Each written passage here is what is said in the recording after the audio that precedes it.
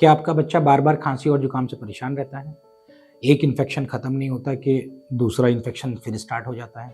हर महीने डॉक्टर्स की विज़िट, ढेरों मेडिसिन, फिर भी स्लीपलेस नाइट्स। तो आज हम इसी बारे में कि बच्चों में जो खाँसी जुकाम बार-बार होता है, ये कितना नॉर्मल है? कब इसके लिए हमें वरी करना चाहिए एज़ ए पेरेंट? हम इसी बारे में बहुत संक्षेप में बात करेंगे।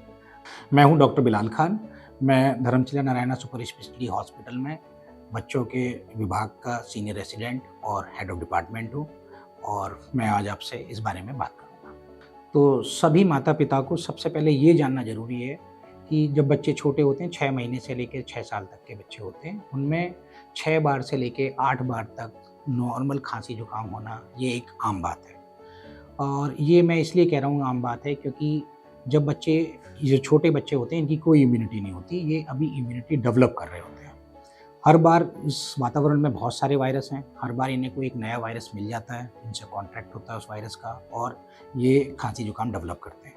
तो ये इनके लिए एक रूटीन प्रोसेस है और ये जो प्रोसेस है इसके थ्रू ये अपनी इम्यूनिटी डेवलप करते हैं। दूसरा, जो बच्चे छोटे बच्चे होते हैं वो like either they going to the play schools, अपने नॉर्मल स्कूल जा रहे हैं या फिर अपने किसी डे केयर में जा रहे हैं, तो वो वहाँ पर एक शेयर्ड स्पेस को शेयर करते हैं, टॉय शेयर करते हैं और बड़ा ये कॉमन माध्यम होता है कि एक बच्चे से दूसरे बच्चे में फैलने के लिए उन्हें इसलिए ज़्यादा इन्फेक्शन होता है। तीसरी चीज़ कि जब भी ये हमारे बड़े-बूढ़े भी कहते हैं कि जब भी मौसम चेंज होता है उस टाइम पे थोड़ी एहतियात बरतनी चाहिए क्योंकि उस टाइम पर इन्फेक्शन ज़्यादा फैलते हैं। तो इसी तरीके से तो ये एक बड़ी नॉर्मल चीज़ है कि जब भी मौसम चेंज होगा, हमेशा वायरस जो हैं वो ज़्यादा एक्टिवेट हो जाते हैं, उनके लिए एप्रोप्रिएट एनवायरनमेंट होता है और इसलिए बच्चों में ज़्यादा इन्फेक्शन होता है बिकॉज़ ऑफ लो इम्यूनिटी। एक और बड़ा कारण है बार-बार खाँसी-जुकाम का होने का, वो है एलर्जीज़। जो नॉर्मल वायरस से थोड़ा डिफरेंट होती हैं और इसमें सबसे एक जो बड़ा डिफरेंस होता है वो यही कि जो नॉर्मल मौसमी खांसी जुकाम होता है वो बुखार के साथ आता है और इस जो एलर्जीज होती हैं जनरली वो बिना बुखार की होती हैं। तो इसमें भी बच्चे को बार बार खांसी होना, बार बार जुकाम आना, बहुत सारी छींकें आना, ये सारी चीज़ें लगी रहती हैं। ख़ास तौर पे कुछ और ये एलर्जी जो है वो डस्ट से हो सकती हैं, पॉल्यूशन से हो सकती हैं, अगर आपके परिवार में कोई पेट एनिमल्स है तो उससे हो सकती हैं, अगर आपके परिवार में कोई स्मोक करता है तो बच्चों के लिए बच्चों के जो सेंसिटिव रेस्पिरेटरी सिस्टम है ये उसको भी खांसी जुकाम में तब्दील कर सकता है। सो वैसे किसी भी जो कॉमन खांसी जुकाम होता है उससे घबराने की ज़रूरत नहीं होती है।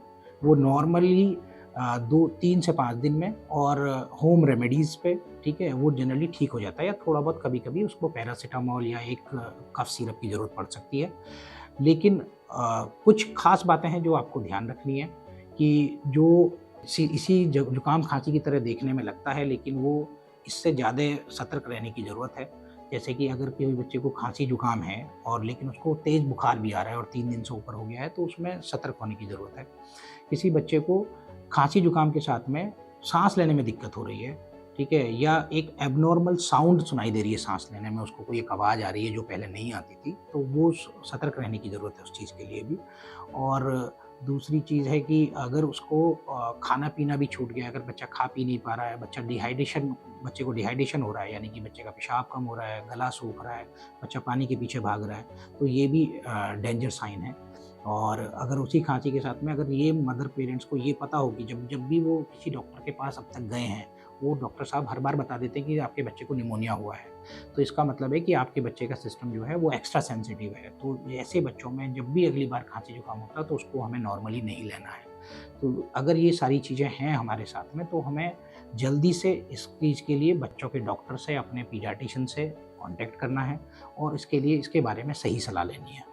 मेरी सभी माता-पिताओं को इसमें एक सलाह और रहेगी कि जो ज़्यादातर खाँसी-जुकाम होते हैं, जो कॉमन कोल्ड वाले होते हैं, वो जनरली वायरल होते हैं। तो उसमें एंटीबायोटिक का कोई रोल नहीं है।